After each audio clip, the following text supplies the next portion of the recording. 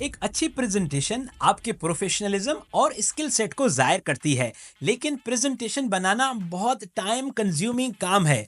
तो इसका आसान हल एआई के पास मौजूद है, जहां पर आप गेमा डॉट ऐप एक ऐसा एआई प्लेटफॉर्म है जहां अगर आप एक प्रॉम्प्ट देंगे तो आप अपने लिए शानदार किस्म की प्रेजेंटेशन बना सकते हैं।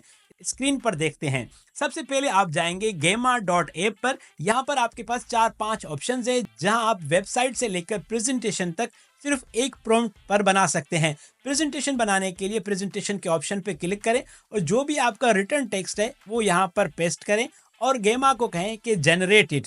थोड़ी देर में आपके लिए प्रेजेंटेशन तैयार होगी। वैसे तो ये पेड वर्जन है, लेकिन आपको महीने में एटलीस्ट 4-5 प्रेजेंटेशंस के लिए मवाद मिल सकता है।